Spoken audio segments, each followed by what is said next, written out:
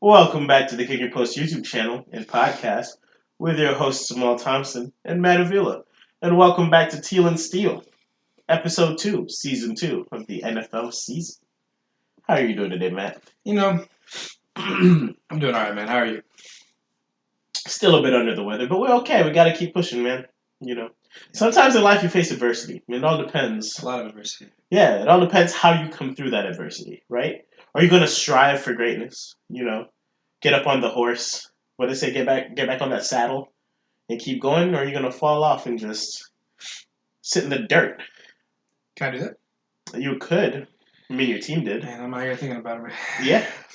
Been an interesting week one of NFL football. We're not going to cover every game. This is Teal and Steel. I might cover a different Teal in this one because I told y'all so. But 1 o'clock games. We were both playing at 1 o'clock this week. Let's start with your team, Matt. You don't want to start with your team? No, we'll wait. All right. It was an ugly week one for us. Not just ugly. It was really disastrous, terrible. I don't really have. I was thinking about missing this week. Yeah. I was like, I might even show up. I don't want to go. Record. But at the end of the day, it's week one. I'm gonna think positive. My boys look pretty bad, but there is one good thing about this entire thing. If I'm gonna look terrible, at least I'm looking terrible against the Niners. That's the only thing I'll say. That's the only positive I can walk away with. I can hope that this is just us looking pretty rough for week one. Maybe week two we can look back and use it. Are you alright? I'm dying. You go ahead. But yeah, the boys look pretty rough. Deontay Johnson's out now for the next 4 weeks. George Pickens did not have his breakout. Kenny Pickett looked pretty bad as well. Missed a lot of throws that he was hitting in preseason. Offensive line, obviously they have a pretty good defense. So week one, we're not going to look great there. Definitely did not look good. And I do want to say one thing that was on my mind the past few days about this game. Patrick Peterson. This man died. Go ahead. What about Patrick Peterson? I'm gonna need you to hush. I'm gonna need you to do this. Just cover your mouth and just. You were choking. You were choking, Patrick Peterson. You were choking. You talked all that shit. You started choking. This is pretty much. Thank shout out to them all for the. This is the physical embodiment. This is pretty much what he did. On Sunday. Pretty much. Oh Lord, Brandon, now you got you like this. Oh yeah, no. Brandon, you destroyed you, Patrick. Patrick Peterson, bro, you look terrible. It was bad, and you were like, oh, I found the signs, I found the habits. I'm seeing the signs. When I get my pick, just watch. You got 2 touchdowns on you. 2! And you look terrible on both of them. I just need you to hush. Alright? I need you to hush. Stop talking. Go out there. Do your thing. And you can talk maybe after the game. Okay? I don't want to hear nothing before the game. Nothing. Did you see the one where he took his ankles? Oh, it was bad. And then he got mossed. And then, oh my Lord. Jesus Christ. He looked pretty bad. This man was calling for placement. He's like, his feet were out about his feet. Yeah. Did you check his... His feet was out. Patrick Peterson, your feet wasn't in place either. You were nowhere near the ball. Anyways, it was a tough week one. But, as a Steelers fan, I'm still a believer. I'm going to be here through thick and thin. The tough losses and the big wins, I'm going to be here. So, it's all good. I'll see y'all in week 2. Don't even worry. On a rinse deal, I gave the Steelers the game at home. I think my exact words were, I'm excited to see a healthy Pittsburgh defense. And George Pickens. I even said, George Pickens is doing things like these? There were not many things like those. He actually did have one pretty... it was an out-of-bounds catch. Yeah, it was out-of-bounds catch. But he did have a really cool catch that... it was... with the day of a lot of negatives, it was kind of one nice thing to see. So. And I know you didn't get a chance to watch the game, but you mentioned something last year where Pickens doesn't play at full speed all the time. And in the little bit that I was able to watch the game, that got brought up again. Who brought it up? An announcer. It was on a play where it was an offside, so it was a free play. And Kenny tried to hit Pickens deep, and he stopped running, like halfway through the route. He was like jogging, and they're like, "That's a free play. You're the deep man. The quarterback knows it's a free play, and you're the guy he has to target out there. So you have to give your all, even if you think you're not getting the ball." And he didn't. Which I thought was a very interesting comment from the announcers when you've made this assessment of Pickens last year and first game of the season. Obviously, it's a very long season, but it's interesting to see that rear its head again. You could probably break that down to be just week one. He's still young. Maybe he doesn't understand the full concept of the free play. Maybe he just didn't pick up on it at the moment, and then realize afterwards, like, oh crap, that was a free play. I probably need to be downfield. So I'm not gonna digest that too much, but something to look out for, I guess, and see if he. I just think it's interesting you made that point, and then because he still that's does. The first time I've seen the announcing team. I don't know. I haven't watched a lot. Because nobody's really talked about it. Yeah. Nobody. I think I've been the only person that I know of. Obviously, there might be other people that really kind of noticed that last year. I was like, is he running at full speed? And we'll see. I mean, what's something to look at this year? Even in preseason, I just don't know. Maybe it's the way he runs. I don't know. He just looks just long strides. Maybe it's just long strides, but it does look a little slow. And he's not exactly some speed demon out here. He ain't no Calvin Austin, but like he ain't no Calvin Austin. But Calvin Austin looks pretty good. I'm gonna need you to apologize to Calvin Austin. I love Calvin Austin. I have a signed Calvin Austin card. Who put you on? Maybe you. I mean, you are a Steelers. And who said that? Calvin Austin has a lot of heart. He does. And you were saying that in a way of saying like he may not be a great football player, but he has a lot of heart. And you weren't bought in. It's a long season. We'll see. Anyways, it was a rough week one. Like I said, we'll get back to it. I'm not going to stress about it too much. A lot of teams looked pretty bad this week. It was a weird week of football. So there's a lot to digest. But going over to the Jags, that looked pretty good. I mean, it wasn't perfect. Wasn't not perfect. Not perfect. Trevor looked great, man. But you had a lot of great things to bring away. What were your thoughts on the game? Trevor looked amazing. Fitting the ball in very tight windows. His team playing with a lot of, like winning mentality. Saw Travis Etienne run down the sideline on a block. Wasn't even like a play that actually led to a touchdown. I think he got called back, but he outran. Yeah, he outran like Ridley and somebody else to get upfield to make the block. It's winning football right there. A little bit concerned about Christian Kirk. Obviously, it's game one, but Zay Jones played well. Calvin Ridley. I think with Christian Kirk, I mean, he's going to have his games. I think from a fantasy perspective, it's one of the reasons why I never bought into Christian Kirk this year. A lot of mouths to feed. And Ridley's the guy, which we try to tell everybody Ridley's going to be the guy. Clearly the guy. He showed it week one. Looks fast, looks explosive. I know a lot of people are saying sell high on Calvin Ridley. I'm riding it, man. I think you got to ride it out for the whole season. If you bought at a 5th round price, then for sure. I understand if you spent a 3rd round pick and you could see yourself like trying to elevate to another guy, like maybe a Calvin Ridley for AJ Brown or Calvin Ridley for like a T. Higgins, if you believe that offense is going to really get going. But I was thinking the one player that you might be able to get right now is like Waddle. Yeah, Calvin Ridley for like a Waddle. You might be interested in. I personally wouldn't. I think I have Calvin Ridley over a bunch of guys, including Waddle. But I don't know if I'll put him above Waddle yet. I would go ahead and put him above Waddle. Personally. I think that offense is going to lean on those guys because even going into this week, they're not going to have a running game. It seems like Raheem Mostert might be missing the week. And, yeah, but at the same time, I think with Waddle being a number 2, I mean, you're going to have. He's not a true number 2. Though. He's not. He's a 1A, 1B. I get it, but I mean, he still didn't do a whole lot last game. Not to say that that's going to be a consistent thing with him because it's not. But I do think with his ceiling is really high. But I think he's going to have these type of games. Yeah.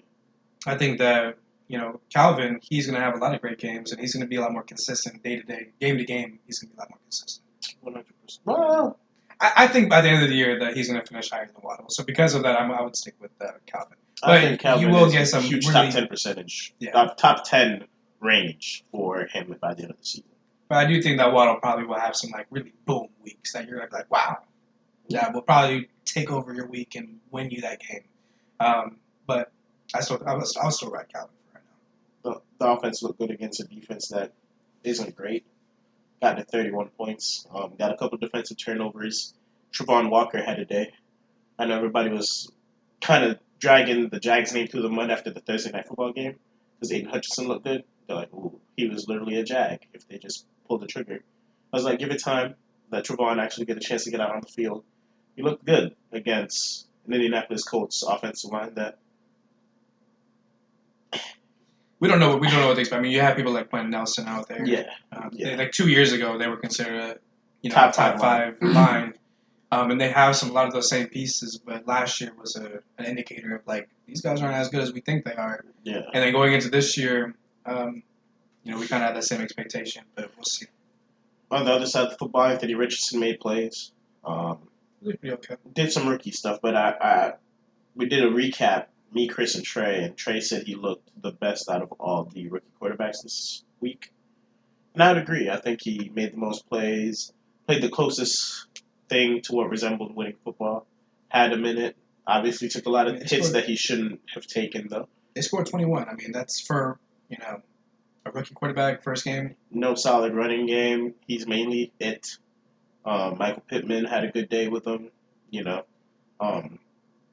can't really ask for much more. And I mean, a pretty formidable offense week one for him. And I mean, if he's healthy enough to play this week, Houston's less of a tall order. They still have a pretty solid defense, but yeah, the defense ain't a slouch. But but that offense is going to give Anthony Richardson a lot of time to get back on the field because the Houston offense isn't looking too good either in terms of moving the ball. So, interesting scale of a game. I can't really say it's like a true reflection of what the Jags team looks like yet. We didn't play the best. With about 4 minutes left in the fourth, we were losing the game. So, that's not a good indicator if we're supposed to be competing for anything outside of, like, the AFC South. Like I told everybody before the season, the freest money you could make on the NFL in a season-long prop this year was betting the Jags to win the AFC South. After week one, and I don't want to overreact, the rest of the South looks abysmal. Like, Houston doesn't look great. Tennessee, Tannehill throwing 3 picks. I still think it's our division to lose. So, but we'll take the win. We'll take the win. Move on to next week and see if we can clean some stuff up because we're gonna have to clean some stuff up if we're supposed to beat the defending Super Bowl champs this Sunday. Tough matchup for you guys. Huge matchup, tough matchup. Which I do want to say something real quick. So while my boys were getting absolutely clobbered on Sunday, this man texted me. And I don't remember what we talked about, but he said something along the lines of like, you know what, hey man, we're in the same boat. Yeah. Jags versus the Colts. I feel you, man. I feel your pain. Mm-hmm. I just want to say that you were incorrect. And you were not in the same boat as me. This man, when he texted me, the Jags already had 20 points. Calvin Ridley had over 100 yards. And they were winning at that time. My Pittsburgh Steelers had a whopping 1 yard at that exact moment. And we were in the same boat. Explain yourself. So from the people who can understand perspective, right? If I was playing the best defense in the league, arguably at that point, I mean, Dallas came out and showed out the night game. And then the next night, the Jets beat the Bills with Zach Wilson, essentially. So that defense is also playing on another level. I would understand what my friend would mean when his team is playing possibly one of the worst teams in the league and struggling to beat them. That was so for you guys that are perspective. I want you guys to realize something. When you go on social media, did you see any Jags hate? Jags did this, Jags did that. Did you see some Steelers videos about our 1 yard performance, about our Patrick Peterson fiasco? Because regardless, you guys had some things to be happy about. I had nothing to be happy about. The best highlight of my day was that out-of-bounds George Pickens catch. That was the highlight. At that point, I had nothing to be happy about. If I had like 70 yards and maybe 3 points, then maybe we're in the same boat. But we got absolutely smacked. There's a big difference. I understand what you're saying, but it's still week one. A lot of people look weird week one. Eagles didn't look great. Bills didn't look good. The Bengals didn't look good. The Chiefs looked out of whack. A lot of things, people that we didn't think were going to win, won. A lot of things did. It was week one. You kind of expect a little bit of some a rough parity. start. Yeah. So you guys ended up winning the game. You guys get to go into week 2 1-0. And my team gets to look into. Now I'm hearing a lot of things about, is Kenny the guy? I'm hearing a lot of things about George Pickens. They're looking to see what he's saying on the sidelines. They're trying to read his lips. They're looking at, is this team even for real? Is this team even legit? I'm having to deal with that. These boys aren't having to deal with that. So we are not on the same page. We are in different planets. Different planets. That's my little rant. I'll bring it back. I'll dial it back a bit. In that moment, I was just trying to. You were trying to feel for me. Yeah, because I also felt annoyed. I was expecting us to come out and stomp the Colts, and it was not looking how it was supposed to look. But I won't lie, the Pittsburgh game was like drastically different, viscerally like, ooh, it was bad. That's a bad look, right? We're speaking of. I forgot to mention this. Matt Canada. Oh my. Yeah, come on. Oh my lord. We need a Matt Canada segment. Oh my lord, Matt Canada. You don't forget Matt Canada. Mike Tomlin. I've always said to you, favorite head coach of all time. Mm-hmm. He still is my favorite head coach of all time. I need you to do something about this Matt Canada guy. I need him gone. If I see another damn jet sweep, I'm gonna lose my mind. I'm gonna lose it. I'm tired of seeing it. I'm tired of this bad offensive calls. Because honestly, one of the reasons why we look terrible is because of him not setting up Kenny for success. We started off the game. First two drives, we didn't win the ball. We were just trying to air it out. And I understand, the San Francisco defense might be a little scary. Got some scary guys up there. I get it. Got a lot of scary guys over there. I get it. But at the same time, if we're trying to compete in this league, if we're trying to win a Super Bowl, which should be the goal, these are the guys that we might have to face down the road. We can't act scared. If we're acting scared on the first drive, then we've already lost. We've already lost. And that's exactly what happened. We started the game scared. We didn't capitalize whatsoever. We didn't set up Kenny Pickett for anything. It was literally we were at the 15-yard line on the San Francisco side trying to score a touchdown. We had, I think it was 2 receivers on the left, tight end on the right, and then a receiver on the right side. You want to know what the play was? What was it? Go route for the left guy. Go route for the slot guy. Go route for the tight end. And a go route for the guy on the outside. I'd be audible in that sometimes, man. It don't work. It don't work. And that's a real life play design that he just did on the 15-yard line in the red zone to try to score a touchdown. Not like a rub play, not like a maybe we can have like an out and then a post. Nothing exotic. We just say here like, what? How about everybody just run up? He likes it regular, man. He don't like them exotic. Just run up and then maybe he thinks that George Pickens is like Superman and we can just throw it up to him. And I love to say that George Pickens is amazing and he is. I'm not. This man is still going to finish a top 10 receiver this year. I don't think so. But at the same time, you still got to set him up for more success than that. And you're putting your rookie quarterback to make some crazy ass throw against this great defense with that kind of route no. That's just not going to work. And Matt Canada got to go. It just didn't work. There was another stat line that I saw. It was, I think, since like 2020 or 2019. Did you see the stat line? I forgot exactly what it said. It was like you saw the stat line. The Steelers haven't thrown over like 300 passing yards or something like that in like the past like 3 years. And it was like ever since Matt Canada got there. Oh, and I took Kenny Pickett to go over yards on the year. Mm-hmm. And look, this man's gonna try to annoy me and piss me off. But look, I'm not out on the Steelers. That's not my. It is what it is. It is what it is. It's still week one. I'm just coming to my senses. It's still week one, and we still had a lot of good things to talk about for the Steelers. And if week 2 looks bad, then you know what, you could talk all your talk if you want. I'm talking. But talk as of right now, someone who bought the hype. I drank the juice. It's not over yet. And I choked on it like Patrick Peterson. Yeah, you choked on it for 1 week. Are you already going to give up on your gut feeling? I'm not out yet. I'm not done yet. This is week 1 versus the best team in football. We looked pretty bad. Mike Tomlin has never had a losing season. He's going to get these boys back. We always usually start off pretty bad. Past 3 years, we've always started off bad. We look stronger on the back end. So I'm excited to see what we got week 2. And if we lose pretty bad week 2, then maybe we have some concerns. And then maybe we got to have some conversations about is Kenny the guy? But I'm not there yet. Wouldn't you prefer to give Kenny a shot without Matt Canada before we call into question Kenny being the guy? I mean, we'll see. He looked pretty bad week 1. It wasn't just Matt. Bad throws. Did you see where he got hit and hit his head on the turf? Yeah, I don't know what to take of that.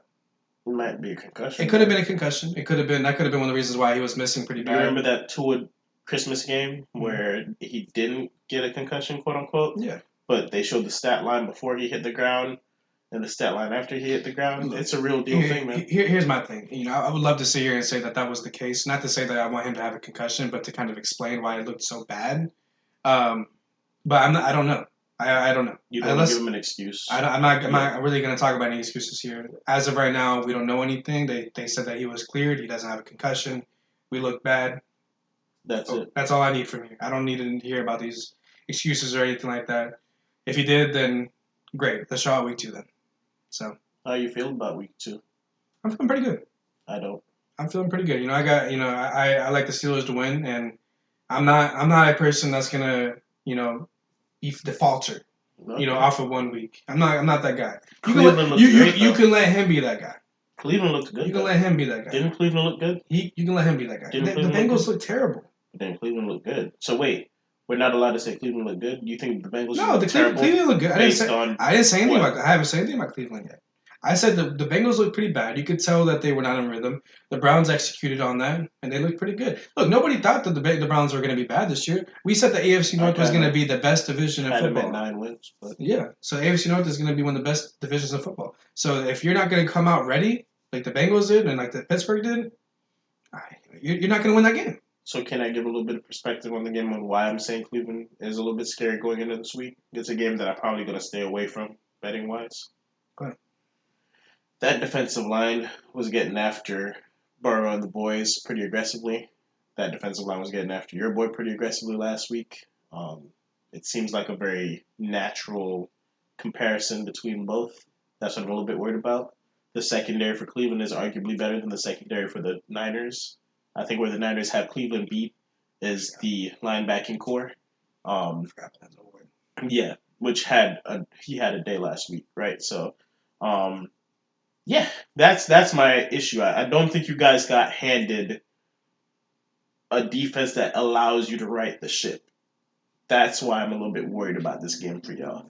I mean, we'll see. Obviously after week 1, anybody that's not really, even a Steelers fan, is going to be concerned because, like I said, the Browns are not going to be a joke this year. Nobody in the AFC North is going to be a joke. What I would give y'all some solace for is we can't look worse than we just did. That and Deshaun is susceptible to not injury, susceptible to making mistakes.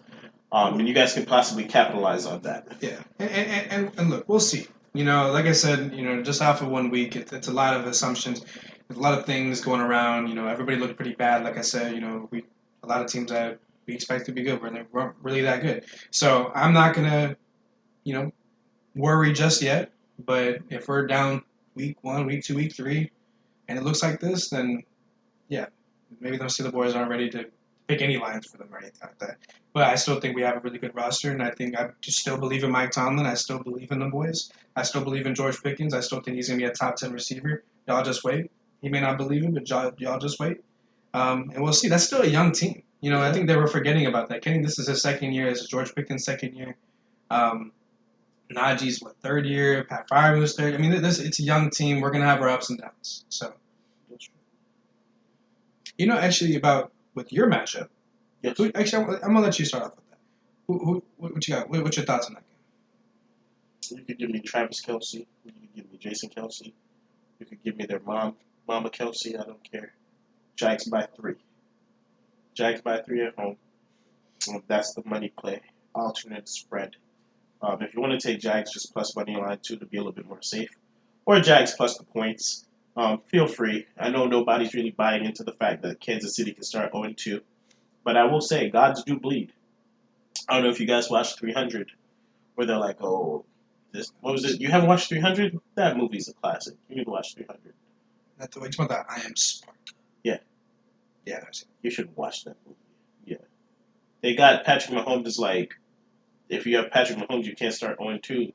Well, that Chiefs team, Andy Reid, there's no way they start 0-2. Yeah, there is a way. They run into a Lions team that played them well at home. A lot of drop passes. That was your opportunity to open the season with a win. You're losing in Duval. You are. I'm sorry. I'm sorry to say. Travis Etienne the Tank Bixby, a great combo of power and speed. We're going to utilize that to probably drain some clock. Honestly, I was feeling the over for a bit. Kind of feeling the under now, especially with the statistics saying underdogs when they usually win. I think it's about at a 60% or 65% clip that the under hits as well.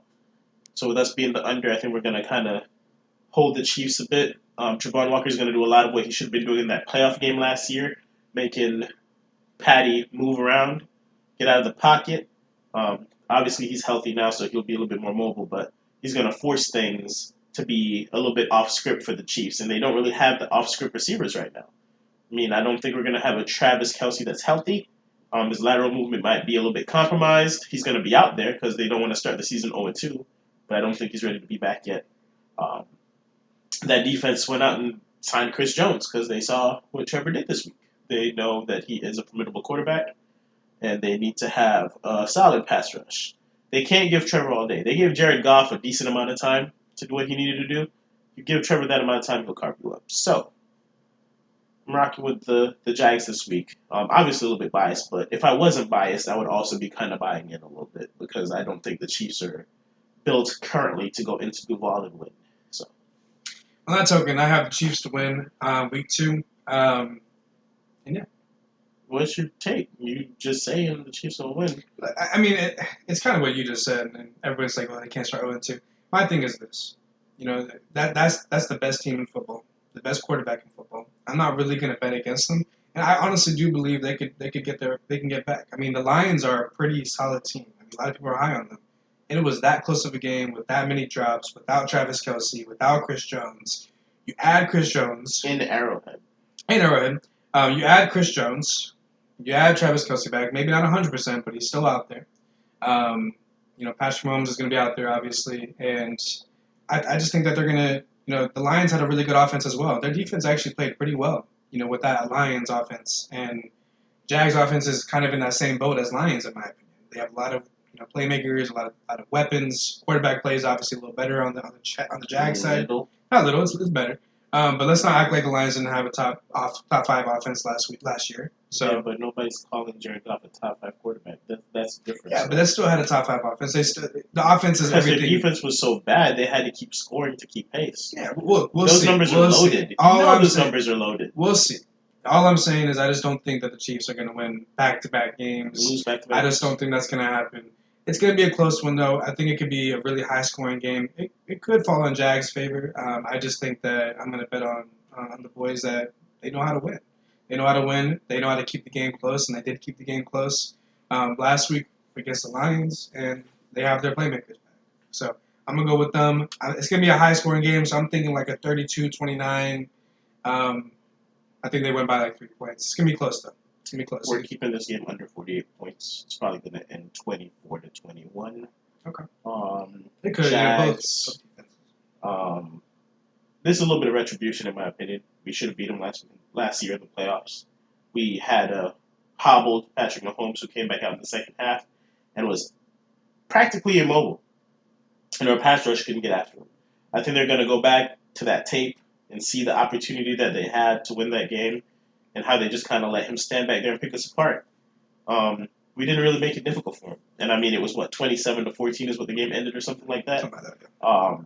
Which still, 27 is a high score for a team that had an immobile quarterback. I think they're going to see that and be like, if we just get some pressure on him, keep him contained, he does not have the wide receivers, in my opinion, to really make this an easier game on him if we get pressure on him.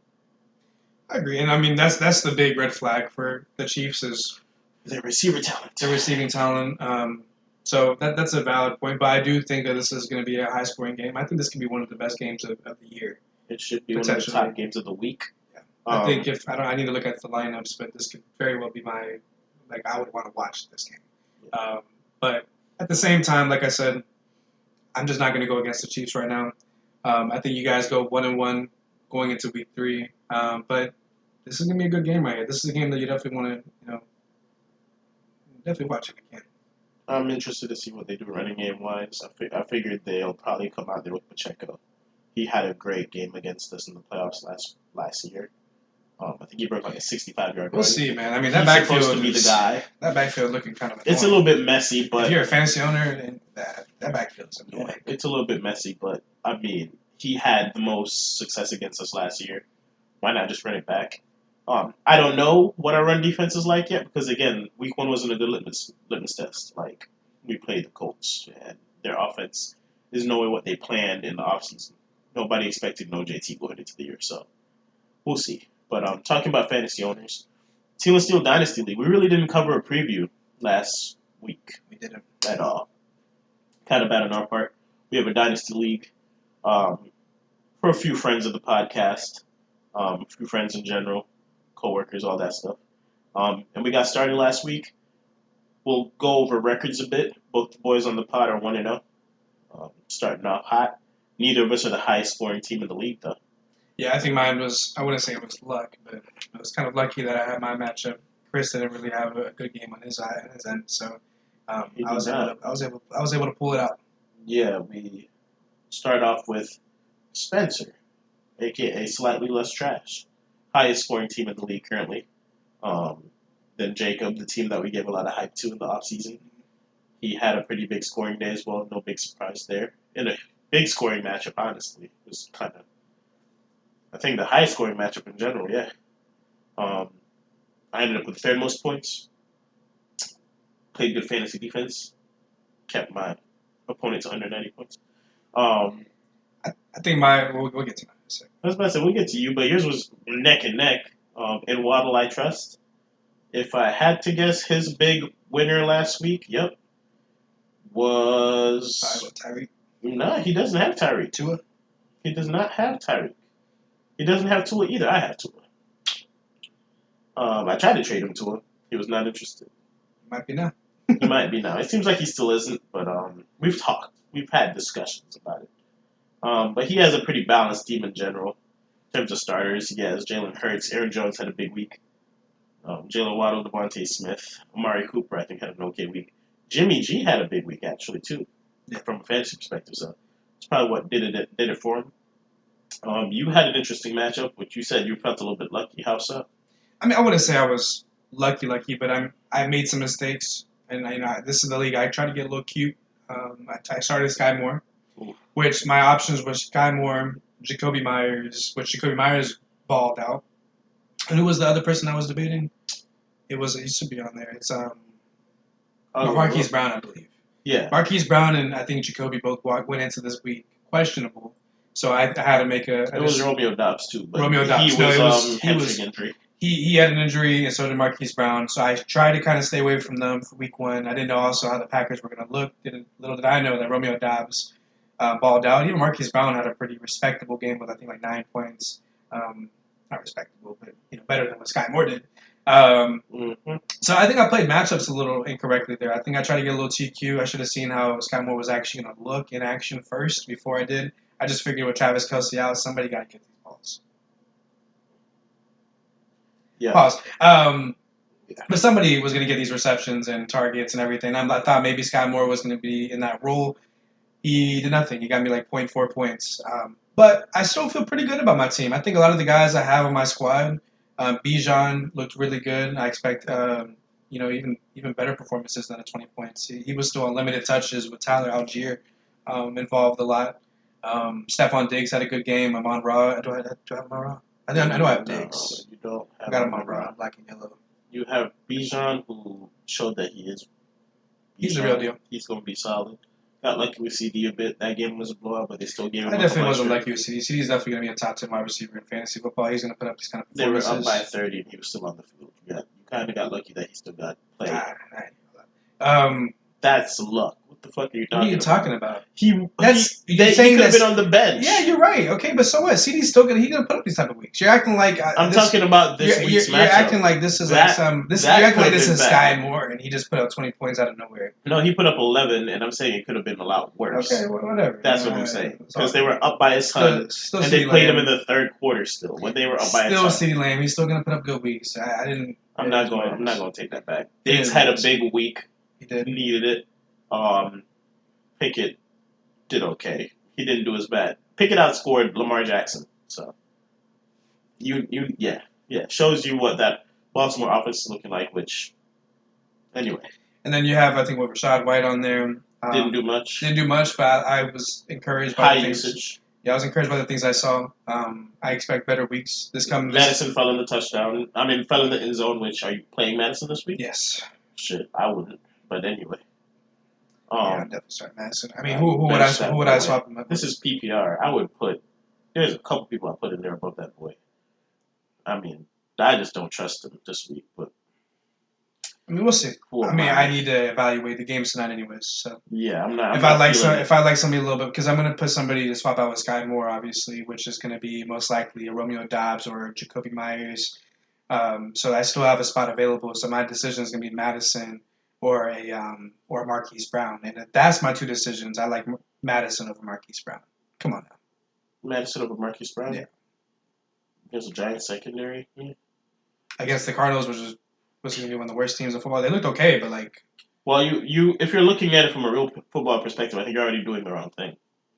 Like as a team that's going to be bad, what do bad teams have to do? Pace. I get what you're saying. They're going to be behind. But the thing is if I'm going to trust a Vikings offense with a starting running back that's going to get that got I think over 70% of the touches on that offense. Oh yeah, for sure.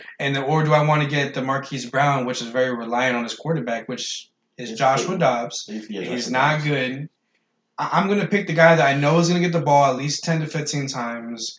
He could probably fall in the end zone. He's getting the goal line work. I'm going to take that guy over the Marquise Brown, which we don't know. 9 points. Look, it's a toss-up, I guess. To me, I'm it's just not a bit really worried about primetime Kirk and Eagles team on primetime who is getting a lot of flack for not playing well against the Patriots the week before.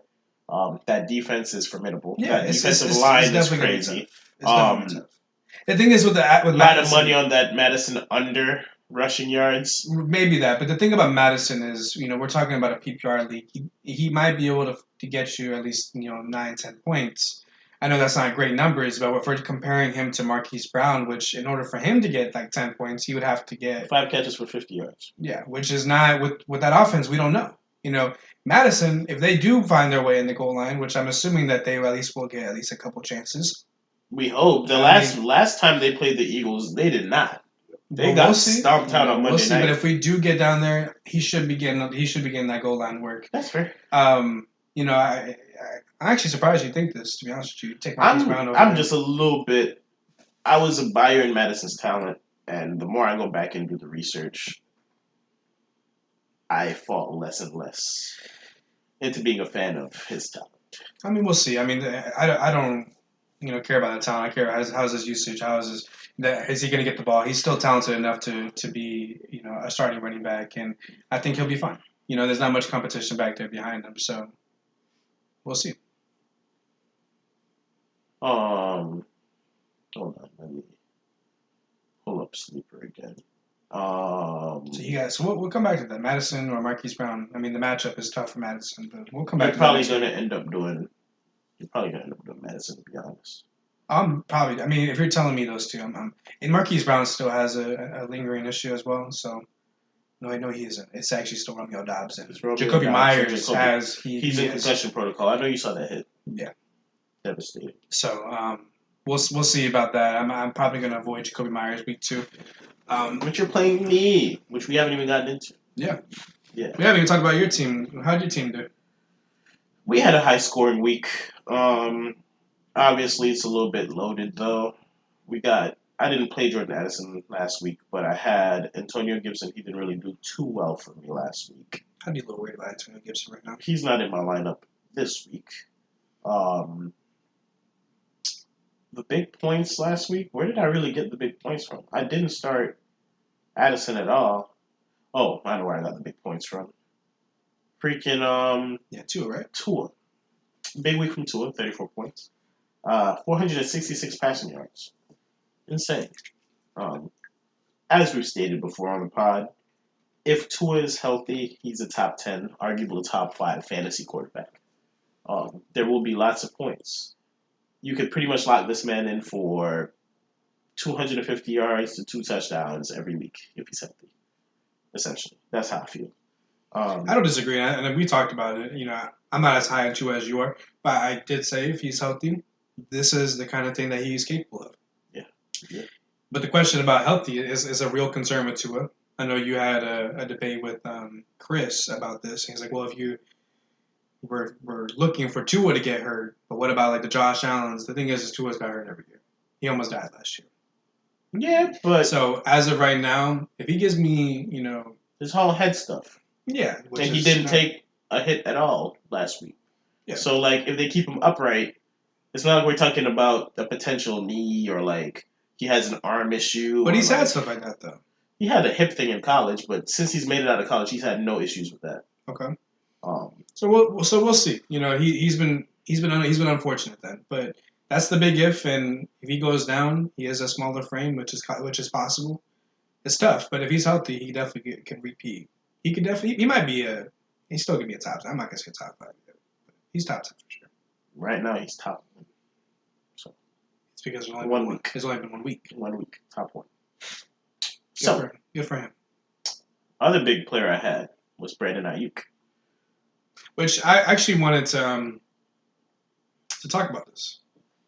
I actually didn't, but I actually just remembered it, and now I want to talk about it. You offered me the 2-1 for Brandon Ayuk. I should have taken that. You remember that? You wanted my 2-1 in the Teal and Steel rookie, Yeah, I did. and you offered it Brandon Ayuk to me. And, I did. Yeah. But I did trade away that 2-1 for a first round pick and Sky Moore, so I guess I didn't really lose that trade. If anything, I might have won it, but Brandon Ayuk still would have been a great addition to my team. In that Sky Moore slot, I could have had a Brandon Ayuk person right there. Mm-hmm. But it is what it is. At the time when you offered it to me, I didn't think I had really. I think I needed picks. I didn't like my team. I thought my team was pretty rough. I actually have been growing more to it. I think I actually have a pretty solid team. I don't think it's on the level of some of the other guys. Like I know Jacob's team is really good. Your team is pretty solid. I don't think I'm at that level, but we're cooking. We're trying to cook. My team will really be something if I have a breakout from DeAndre Swift tonight, who I do plan to play. Because didn't you take him? Like you need to rely on him a little bit, right? Because you didn't go running backs until late, and then well, I took him fairly early. I probably could have waited. Actually, no. This draft happened before he got traded. This draft happened when he was still on the Lions, and I took him in the 4th round. I remember this a little high from where he is, like most recent drafts, but I mean, yeah, he's fallen to like 7th, roughly. But are you concerned, or are you more thinking that Kenneth Gainwell was just in because it was a bad weather day? They wanted somebody they trusted. Where are you at on that? I've heard a couple perspectives on this one. I've heard, obviously, DeAndre Swift's made out of paper towels and glass, and if you put him out there in the rain, he will break. So people are claiming the coaching staff, knowing his injury history, was trying to protect their asset. I don't want to hear that. You're trying to win a game. You're starting Jalen Hurts. You're starting all these guys. You're trying to win a game. So it might have been a thing where Kenneth Gainwell's more familiar with the offense. He's technically your more traditional pass catching back. Probably knows a little bit more of the playbook. Putting him out there against an experienced defense, knowing that you won't have to worry about him making mistakes. That might be it. Because we were looking at DeAndre Swift having, I think, 3 targets and 1 carry, maybe 2 carries all day. That's not what you do when you go out and trade for a player. So this game tonight, where Kenneth Gainwell has already been listed out, is the game where I would like to see what the splits are, because they activated Rashad Penny. Rashad Penny was a healthy scratch last week. So it's going to be the Rashad Penny and Kenneth Gainwell. Don't sleep on Boston Scott, because he is available as well. I think he will be activated also. So you know how Philly be doing the running backs. Yeah. Be doing some bullshit over there. What I'm feeling right now is Boston Scott anytime touchdown. I kind of like it. I could I see it. kind of like it. I might throw 5 on it. So with your worry level on a scale of 0 to 10, where do you have Swift right now? Probably like 6. Okay. The usage Kind of scares me. kind of where I'm at, 6, 7. Yeah, I don't know what causes a usage that low. If it's him not knowing the playbook well enough, then that's a whole different concern as Because well. that could be a concern because he's been in that offense, and running backs can normally get signed, on Monday and be ready to play on Sunday. And Hmm. he's been in there for what, about a month or two? Like it's been a minute now, and you still don't got it. But I mean, we'll see. We'll see. I don't know what my worry level is at a 6 and 7. The usage rate was a little weird. If it was like more of like a half split between Gainwell, I would have been maybe at a 3. But it was just predominantly Gainwell the whole game. So Yeah, but I feel like this is the week where I gotta start him to see what we got. Um, I can't not do it. So I'd regret it heavily if he goes out there and has a pretty big game against Minnesota. Um, and that's the thing. It's like it's when I almost invest. it's not the same as Madison, but you can probably feel a little safe with the floor. I mean, he's probably going to catch a few passes. He's supposed to be getting some work. We'll see if he does. So, worst case scenario, he might just get you 8, 9 points, which isn't the worst thing in the world. Which, based on my bench, I'll take that. Yeah, I know you went heavy receivers, so your running back core isn't. You don't have a big, a lot of depth there, don't you? What do you have?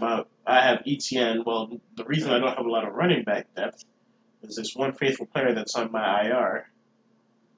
Actually, he's not even on my IR right now. He's just chilling on my bench. I should put him on IR. Jonathan Taylor. I have I Jonathan thought. Taylor in this league. So that's why I'm in the situation I'm in running back wise. I was supposed to have Jonathan Taylor and Travis Etienne heading the backfield, and then DeAndre Swift is just a cherry on top, like flex play when he finally takes off or whatever it was. I wasn't supposed to have to worry about figuring out that position much. And then the Jonathan Taylor issue happened. So hoping for that Miami trade, hopefully down the line. That'd make me Please, super excited. I need him for KickNPost, bro. Yeah, but we hop into the next wide receiver that I'm really excited about. 8 receptions for 97 yards and a touchdown, Michael Pittman. I was really worried about his, prospects with Anthony Richardson. Anthony Richardson seemed to be a little bit more comfortable passing to Alec Pierce in the preseason. Pittman had a big game last week, so it's only 1 week, but it feels good to see him get the targets and the yardage and find the end zone. For me, it's a little too soon for like sell highs or buy lows, but So high. he might be a sell high candidate. I'm not very high on Michael Pittman. I think he's gonna have a very up and down season. I think he might have some games like this. The only issue is it's hard to sell high anybody attached to Anthony Richardson. That's the thing. And Unless but it's if he Anthony has Richardson. if he has like a back to back good games like this, he'd be somebody I would consider. Maybe a Michael Pittman for somebody that's underperforming a little bit more that you kind of believe in. Well, I mean, we'll see. I'm not a big Michael Pittman guy. If you're not a big Michael Pittman guy, then maybe it's something to keep an eye out for if you do somehow have him on your team. Because I just don't see this being consistent. Josh Downs looked pretty good. How much did Alec Pierce? He wasn't even involved. Not much at all. So he should have technically a resurgence in that offense and should be getting some more attention. So we'll see. And then my duo of Jag boys kind of went decent. Both of them had over 20 points. Travis found the end zone. Trevor threw for 2 touchdowns and a pick. But pretty, pedestrian day, I would say, for Trevor, but solid day for Travis. I mean, and that was just kind of how week 1 felt. It was just really odd. Let me see if I can pull it up a little bit closer. But a lot of guys, a lot of teams down looking really good. Under 300 passing yards for Trevor, which it's okay. 75% completion percentage. Solid. Big W right there. 7 carries for 21 yards. Don't sleep on Trevor's rushing yardage props this year. I was looking at his year-long prop. I think it was 350. Seemed a bit high. Might be a little bit lower than that, actually. But he will use his legs this year. I will say for like a game, if his rushing yardage is at like, let's say 11, you hit the over. I like that. Yeah, you can hammer that one every time. If his rushing yardage is anywhere within the... I'd say anything like 15 like 14 and a half. Yeah. That's the line. That's kind of where I'm at too. Anything like 14 and a half and under, you could probably, I wouldn't say it's safe, but you could feel good about going over on that. Like this week, if they have it at 14.5. He's gonna have to utilize his legs probably a little bit against Chris Jones, and just to give another angle on offense. So I think that game, if we're talking about just picks for right now, I mean, like I said, I think it's going to be very high scoring. I like a lot of overs that game. I like Calvin Ridley. I think Calvin Ridley is going to be a safe over for me as long as it's at like 60, 70. 70.5. Over. It could be at 80. I'm that bought into Calvin Ridley. I'm that bought in. Travis Etienne at 18 carries, 77 yards. 5 out of 5 receptions. So a lot of usage for Travis, which was a little bit of a worry going into the season with Tank's big to be getting drafted. But 18 carries, 5 targets. You could give me that every week. He's an RB1 potential. Not RB1 overall, but RB1. So you can start with RB1 stuff. Yeah. Potential. And I heard somebody say if you could go out and trade Brees Hall and get Travis Etienne at this moment, go out and do it. I did that preseason in 1 week. Very excited about it. I don't hate it. Very excited about it. Brees Hall now, especially with Aaron Rodgers. That offense is gonna be rough. It's gonna be rough. And I feel bad, and from a football fan, honestly, it's like to see. I was really excited to see what they can do that whole year. I was really high on Garrett Wilson. I was really excited. He's still gonna have his plays. He's still gonna have his games, but it's and especially if we're talking about going back to fantasy, the Garrett Wilson price, man, it must feel bad now. But we'll see. He had a pretty decent week 1 and was able to catch a pretty cool touchdown. But we'll see about that. I don't even know what to really scripted, but I think they need to go out and get somebody. Talking about week 1, I mean, let's just go into the big storylines. Obviously, the Jets one we're already talking about. I don't think Zach Wilson is good enough to bring this team to a Super Bowl. I don't think Zach Wilson is good enough to bring this team, honestly, in the AFC North to the playoffs. Is there any quarterback out there they could trade for or sign? Well, me personally, I would stick with Zach Wilson. Really? I have. I think I guess I'll go off of my rule. My thing is this year's probably over. And that's my thing. I'm not saying that it's going to be a losing defense. I'm not saying it's going to be a losing season. But the goal for Aaron Rodgers was a Super Bowl. And if you're going to sit here and tell me that you have a guy that you can put in the offense right now and win you a Super Bowl, I just don't see that happening. I don't see how you could put, let's say, who's somebody available right now. I'm not saying win a Super Bowl, they'll make it playoffs. Don't just waste the roster. I'm not saying waste it. I'm just saying who's a player that's available. So let's say Carson Wentz. Unless you have somebody a little better in mind. I think I have a couple people. Who's your favorite guy? I would go. My favorite right now, I think, is Jameis. Okay, so Jameis Winston, for example. You put Jameis Winston in this offense. Do you think he could win a Super Bowl? I don't know. You put Zach Wilson in this offense. I don't know. At this point in time, it's almost to me more worth it to put a Zach Wilson in, see how he looks. I told you this. I think that he looked pretty decent in the offseason. I think that he's handled everything very well. The maturity levels seem to be a little better than they used to be. He's handled this entire thing a lot better than how he was reacting his rookie year and his second year. So we all know Zach Wilson has arm talent. That's the reason why he got drafted so high because of his arm talent. Jameis Winston threw 30 picks in 1 year. I mean, we don't know what we're going to get out of Jameis Winston. I mean, he wasn't even able to beat out Andy Dalton in New Orleans. To be fair, he was unhealthy, but he also hasn't been healthy for the past 3-4 years. So to me, it's almost worth, don't trade for somebody. Just stick with Zach Wilson. See what you got in him. I think that the performance that you get out of Zach Wilson and a Jameis Winston isn't going to be so far apart. Jameis Winston might be able to beat him out a little bit more. But I think that you're not going to get, you're not going to learn something with Zach Wilson if you did that. You're not going to see what you got in him. You're not, because Aaron Rodgers might be only good for another year or two. He may not even come back. So you might be able to get something with Zach Wilson. The ceiling is a lot higher there than in my opinion than Jameis Winston. The floor might be a little lower than Jameis Winston, so you might have something to be concerned about there. But to me, stick with Zach Wilson. See what you got in him. If maybe first 3-4 weeks don't work out, then maybe go get yourself a Jameis Winston if you think that that's going to be that much of a game changer. I just don't think that is much of a game changer. I don't really know if there's a guy available right now that I would say is yes. Go get that guy. He's gonna get you possibly deep in the playoffs. I just don't think that guy's available. Defense is very solid though. They do got weapons, so I wouldn't say it's a waste of a year, but I mean, I guess it would be a waste of a year. But I think it's a waste of a year no matter what. So I hate your take. I'm not. I've seen enough examples. you can hate it, but I mean, at the same time, we've seen a lot of bad from Jameis Winston. We've seen good from Jameis Winston, but we've seen a lot of bad.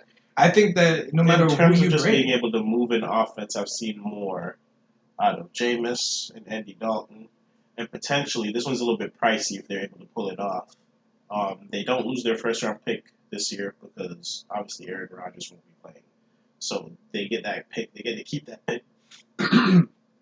And there's a team in Arizona that's tanking that has a quarterback that's on the pup that they don't know what to do with when they're chasing Caleb Williams essentially. Go get Kyler Murray. okay, I think that would be nice for the team. I think he can move an offense fairly well. Keep your weapons motivated, which in New York, that's part of not losing the team for this year is you want to keep everybody bought in. If you just go out there and waste a year, these guys could leave. And you do not want that to happen if Aaron Rodgers comes back. So um, I like the options out there. Obviously, I'm not saying go get a Carson Wentz. I'm not on the Colin Kaepernick train either. I think that ship has sailed before the kneeling. and Cam Newton. I'm not on the Cam Newton train. I'm not on the RG3 train. I'm not on any of the guys who are currently wearing suits. I'm not on the Matt Ryan train either. But if they're able to go out and acquire Kyler Murray, if the Rams have gotten blown out week one and they're able to go out and acquire Matt Stafford, those are the guys I would look at. Okay, well, if we're talking about those guys, I mean, we're talking about something different.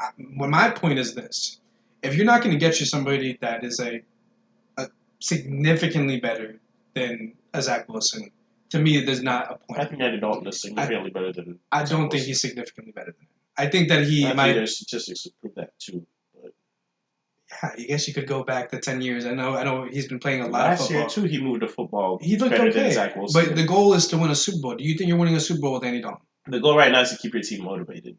Okay. Will your team But at who- least who- believe they could make the playoffs with Andy Dalton moving the offense up and down the field? But with Zach Wilson, I mean, I'm not saying you're going to be motivating, but can you lie? Can you not lie about the fact that he has done everything he was supposed to this past year? Look, I did not like Zach Wilson. He's this like stuck up kid that seemed like he loved playing him some good golf. That doesn't like to respect nobody. That's what I saw in Zach Wilson, and I'm over here defending the man because he's done everything right.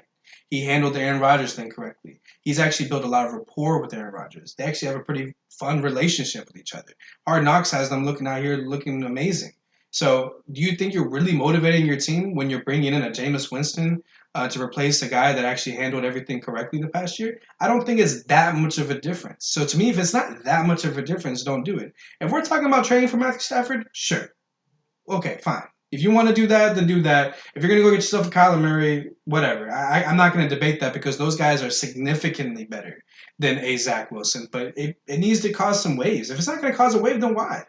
Just see what you got in Zach Wilson. If he does turn out to be okay, then maybe you can sell him at the end of the year and still get yourself a Kyler Murray. Because you can sell a Zach Wilson if he performs pretty well. But you can't really sell a Jameis Winston that performs pretty well. Because those are two different types of players. They're both different age ranges and all that kind of stuff. You're right on that. Not being able to sell Jameis, but if Zach goes out there and shits the bed, I mean, that's the risk. I mean, but at the same time, who's to say that Jameis Winston or Andy Dalton at age 38, 39 is going to go out there and cause waves either? You know, that's my point. Jameis Winston, there's a reason why they went and got Derek Carr, a mid-level quarterback. They didn't go get some elite guy. They got a mid-level quarterback to take over for Jameis Winston, and they did that for a reason. There's a reason why. So Jameis and who was the other one that we were talking about? It was Andy Dalton. Andy Dalton. There's a reason why currently he's a back. Where's he at right now? Carolina. You know, there's a reason why he's a backup. There's a reason why they trusted Bryce Young to start week one, which I know he was the first pick overall. But there's a reason for these things. So to sit here and expect that they're just going to come in and make waves is something that I'm not on board with, especially with maybe the price that you'd even be giving up for these guys. And you're not really making much of a difference in the locker room, in my opinion. So I think just see what you got in Zach Wilson again. I mean, this is the best team that Zach Wilson's been a part of with a very good defense. Garrett Wilson's second year, Dalvin Cook, all these things are going on. Let's see what you got. Let's see what happens. That's my thing. To me, you're not learning much with Jameis. You're not learning much from Andy Dalton. you're taking an easy route with those guys, in my opinion. Whereas with Zach Wilson, it's more of like a long-term play. Okay, well, let's see what we got. Maybe if he looks pretty decent and Aaron Rodgers comes back next year, but then he retires a year after that, maybe Zach Wilson could be the guy, like with the Jordan Love. Or maybe, That's what Aaron Rodgers' plan seems like it is. So. Or maybe, Zach Wilson turns out to be pretty okay. And then now you can actually sell Zach Wilson because he's really young and he was talented.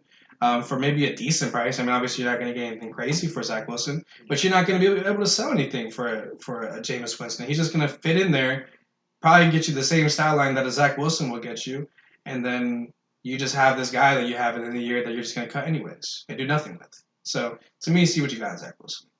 I guess we'll have an answer to the question going forward. I think at least in week 2, it's Zach Wilson. And like I said, against a very bad. I don't know how well he's gonna. I don't know how well he's gonna do. He's played terribly, so I'm not gonna sit here and act like this man's gonna look amazing. But I think, like I said, it's about seeing what he can do. But he very well could look bad the next 4 weeks, and if that's the case, I mean, I'd be surprised if he looks good this week. If he looks good this week, I might be more. But what's good? Are we looking at good, like just like a mediocre performance, or did you hear what my stance is for him? I just want him to move the ball down the field. I want them to go multiple possessions and not 3 and outs. That's my baseline for Zach Wilson right now. Not putting up 35 points, not throwing for 300 yards, moving an offense competently to at least give his defense some rest. How did he do last game? Not great. But they still won. Yeah, they did. Did you see the defense have 3 interceptions and a fumble recovery? You think that's going to happen every week? Maybe not, but that is a good defense, isn't it? Do you think Jameis Winston's going to go out there and not throw interceptions? Matt, they played 30 interception. Jameis Winston is not going to have those type of games. Their mind, and it went to overtime. It took 3 interceptions against a Buffalo Bills team. You're not a very solid team. I'm not arguing the team. I'm arguing the fact that they played out of their minds, and they had to be on the field so often because of 3 and outs.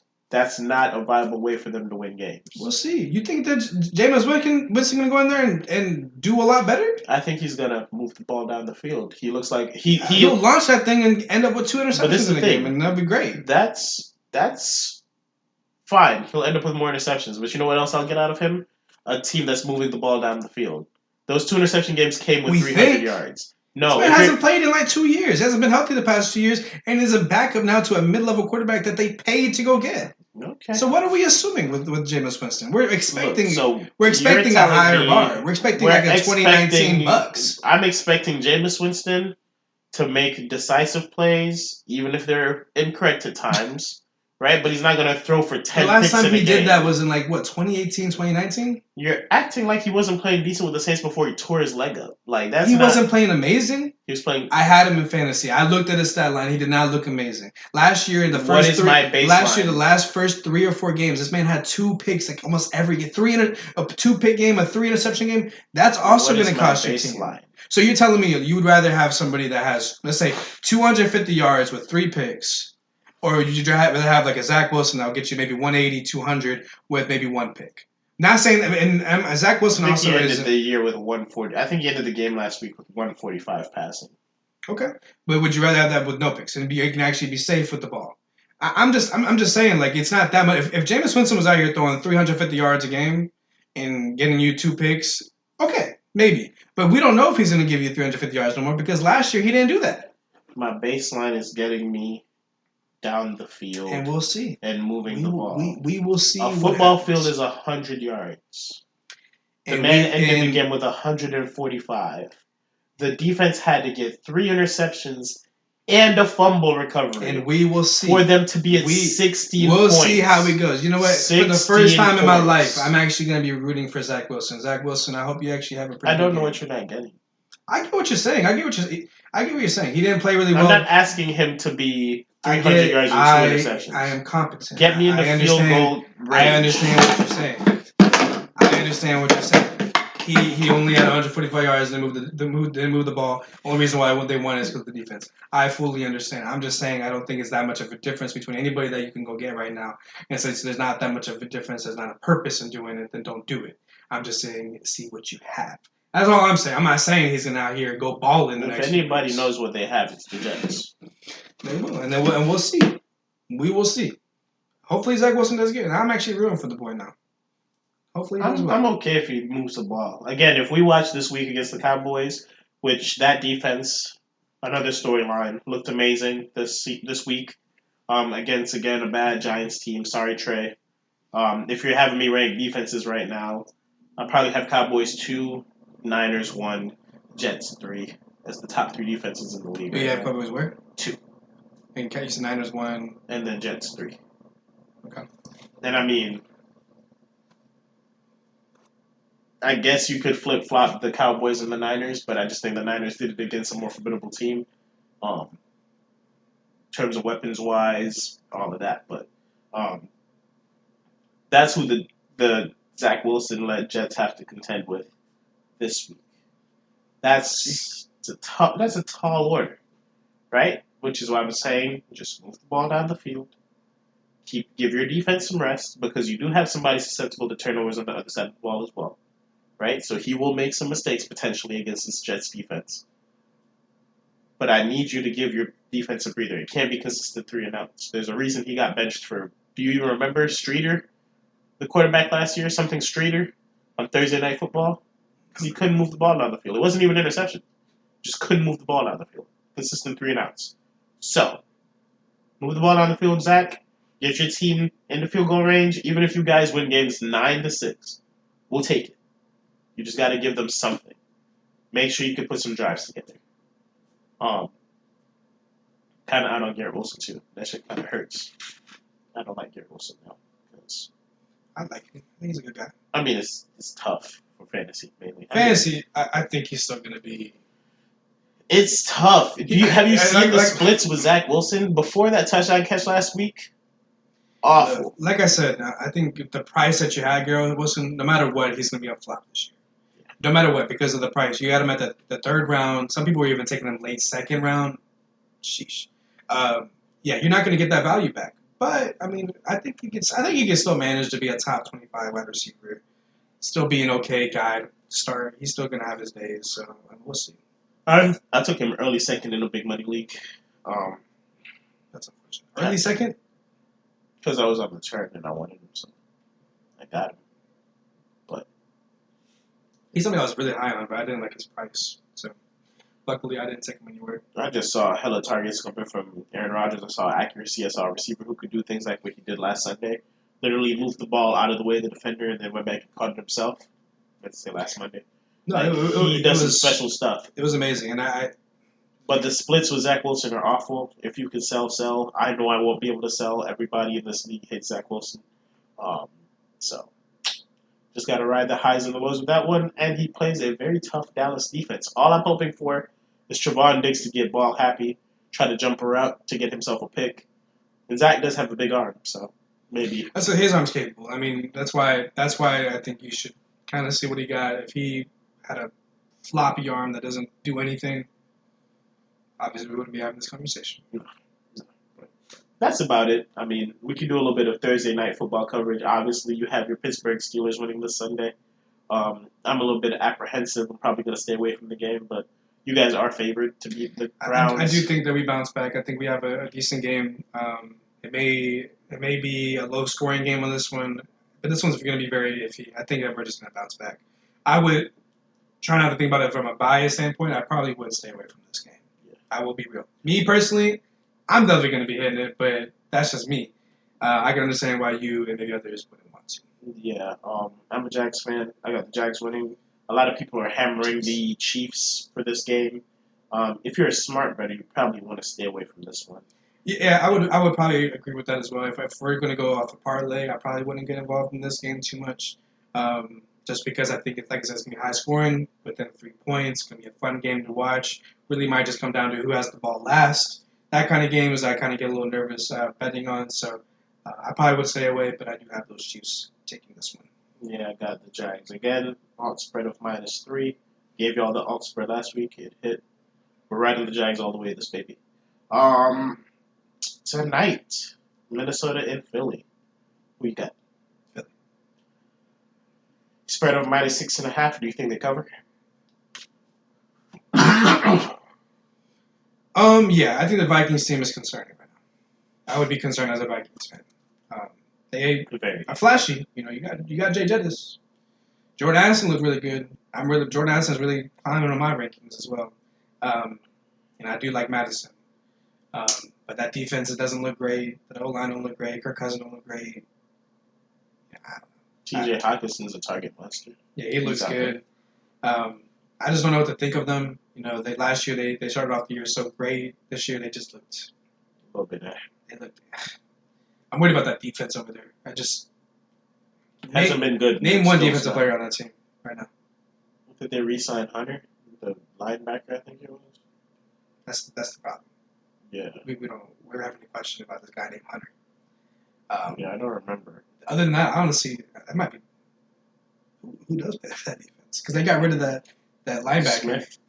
Yeah, the guy that went to the Cowboys, and the guy that went to the Chargers. Then they had somebody go to the Browns. There's a lot of Pat Pete went to y'all. So, man, I don't think I could name a single Anthony player. Barr, is he still there? No, he's the one that went to the Cowboys. So, and then there was the other guy. He had like long hair. It looks like he wants to be Troy Polamalu. Is it Eric Kendricks? Eric Kendricks. He went over to the Chargers. So it's like, who's there? I don't know, man. So because of that, I'm hitting Philly over. I think they cover the spread. I mean, I think Jalen Hurts has a bounce back week, even though he didn't look over terrible. 1.5 passing touchdowns? Or do you prefer Price Picks' line of over 2 passing, rushing, and receiving touchdowns for Jalen Hurts? I kind of like the passing one. I think he gets 2 passing touchdowns this game. Yeah. I think those corners aren't going to do anything. I think A.J. Brown's going to have his first touchdown. Smitty had one last week. I think he could get one this week.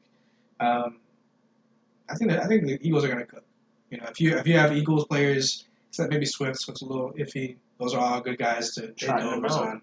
I don't think you can go wrong with A.J. Brown over receiving yards, Devontae Smith over receiving yards. I don't think you go wrong. At 63.5. A.J. Brown's line is at 72.5. 72.5 might be a little high, but I still like it in this game. I would hit that over in this one. I would even take. Where's Dallas Goedert at? I think he gets 45.5, I think. And then it's 3.5 or 4.5 receptions from Dallas Goedert. You know what? I actually kind of think that anytime touchdown. I do like that, which I think I have that in something.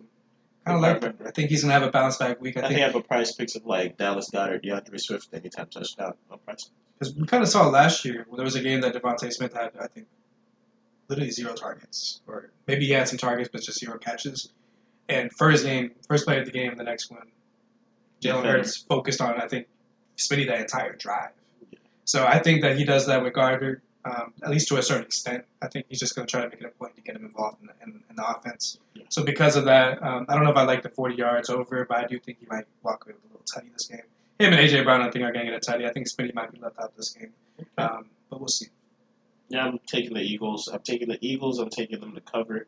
I've done a few odd spreads. I've taken the Eagles minus 2.5. I've taken the Eagles minus 6.5. I think I've taken the Eagles minus 7.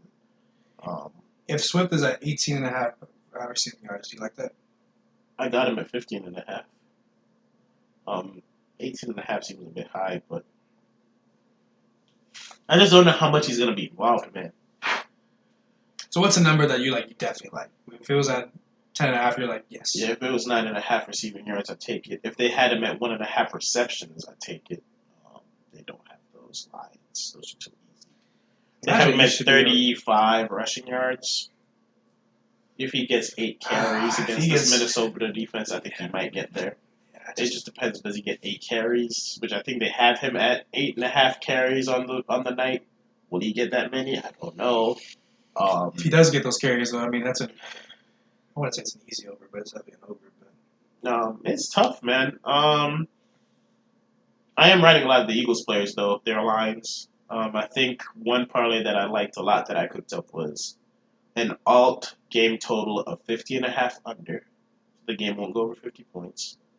Philadelphia money line, which is like minus 290. And then Kirk Cousins over 1 interception, which is like minus 110. Basically, he has 2 interceptions? No, just over a half interception, I guess, technically. Just one. And I think I put 15 to win like $45 on that. Not bad. I feel like if Minnesota loses in primetime, Kirk's probably throwing a pick. It is primetime, and that's another concern level for Kirk Cousins. Away as well. So And Philly's not an easy place to go and play. A lot of DBs out there. Tough defensive line too. He's gonna make a mistake. But I have a lot of random just combinations of lines on this game just for the fun of it. After this, we should definitely We'll look at it. Yeah. Because I know I asked you to first help on the flip. Yeah, for the flip, which is just for 1 week. Because boys, if you guys are in Florida, it's not gambling advice. It's not betting advice. But by earliest, I think September 18th, we get a book back. Also, speaking of this, remember last week when you said something about, what was his name? Anytime touchdown? Justin Ross, yeah. I want to say this. You were wrong. But that man did get that goal line work. I told you. He did get that goal They line. have a package for him in the goal line. They brought him out there. Rasheed Rice got the pass, but you can even see that they wanted it. Like he had him on the bottom. He was the only Yeah. receiver. It had a little fade thing going on. That's not out of the realm of possibilities this week. Obviously, I don't want him to score this week, but they had a lot of rough wide receiver play last week. Might try to get him a little bit more involved. They might want to see who's next man up because Tony's probably gonna be in the doghouse. Do you think he's gonna be easily forgiven? He's not going to be in the doghouse. I think he might be. I don't see Andy Reid as a doghouse type of guy. But he put Pacheco in the doghouse last year. He put CH in the doghouse. A little bit for fumbling, but I don't see him. Fumbling. What's worse? Fumbling's worse, but you have 3 pretty much key drops when turned into a pick 6. Yeah. I think if Andy Reid does have a doghouse that he likes to put people, he definitely will be in there. And if he's in there, I guess we'll see from Sky Moore. He had himself, I think, a couple drops as well. His weren't as easy as Tony's, but to me, they were still catchable. Yeah. My man looks short, too. Do you see that? They're all short. That's the thing. They're all short. Yeah. And Justin Ross is not. So get that boy involved. He could be. But we'll see. I'm a big buyer in tonight. Dallas Goedert anytime touchdown. I like that. I'm a big Swift anytime touchdown, too. I'm taking Jalen Hurts over 1.5 passing touchdowns. Honestly, I like the over 2 all combined, pass, rush, and receiving. That's on Price Picks. I would have to see it because I'm worried that in this game, Jalen Hurts might be a little bit more on the efficient side, and if he's on the efficient side, sometimes these guys don't hit the overs. But I honestly think this could be, I want to say it's a shootout, but I could see it being a high-scoring game because that's what Minnesota can possibly do. They can definitely air it out. They have the receivers to air it out. The question is, can Kirk Cousins get him the ball? Will it be enough time, which I don't think it will be. I think it definitely could be possibly an area, that kind of game. So we'll see. But if you want to be safe, Philly money line. If you like alt spreads, you look at some of those -4.5s, -3.5s, -2.5. Those feel a little bit more comfortable. And on the Vikings side of the ball, I like unders. I like under Madison rushing. Shouts out Jordy on that one. He kind of gave me that line. I like Addison over. It's at 41.5. I think he'll still be involved. I like Addison. I do. Addison, I think, is 3.5 receptions. I like that as well. I feel like he'll also get involved there. Hawkinson's an auto hit for his receptions as well. It's at 4.5. Hammering that. I feel like just to get the ball out quick, he'll probably target Hawkinson a lot more.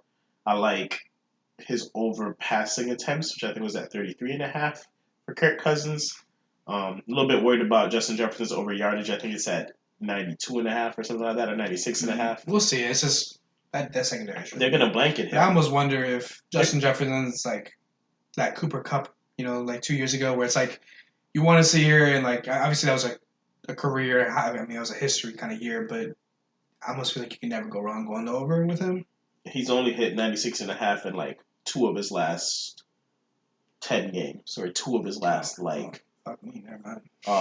11 games. I feel like every time I look at his line, he's always hitting over 100 I feel like that too, which is why I took his over. I think it was 6.5 100-yard games for the year. But that's the thing. The line said it's 6.5. We play 17 games a year. Vegas knows something. You know what I mean? Why would it only be 6.5? We'll see. This is I just still don't hate it. This is just a tough secondary and a tough matchup. And if they're gonna blanket someone, it's gonna be him. I think that in this game, it probably would be safe to say from Justin Jefferson. I think Jordan Addison's a pretty good pick. He's really, like I say, he's really climbing in my book. Yeah. He actually, before the season, I kind of liked him as my favorite rookie receiver, but he kind of fell down my charts personally because of the fact that he's always going to be a wide receiver too. Yeah. But We'll see. I think he's a good one to take over. I would invest a lot though in the Eagles. I think those boys are going to have multiple guys hit their lines, whereas the Vikings, I think we're only going to be looking at maybe one or two of the guys over there. So I like the Kirk rushing yardage line too. He's probably gonna have to get away from that Eagles pass rush a couple times. He'll turn it upfield for you. I think it's at 3.5. I do like that line. he'll be turning up the field. Yeah, he'll get him a first down tonight. I feel like with his legs, I could trust that at least. But it's Minnesota's night tonight, man. Any closing thoughts, sir? Go Steelers. Steelers back next week. I guess that's his closing thought. We're gonna be back. My closing thought is I will run this back, this specific clip right here, when the Jags win next week. Nobody believed. We have a pick'ems. I won't say nobody believed. We Don't have do a that. pick'ems where I'm pretty sure everybody in that group People picks like Kansas City. People like the Jags. Don't do that. I think this one's a lot closer than you think it is. And when we win, I'll rub it in. All right? This has been Teal and Steel, episode 2, week 2 of the NFL. Thank y'all for tuning in. Hopefully next week I sound a lot better. And I'll catch y'all on the next one. Peace. You're over here dying the entire time.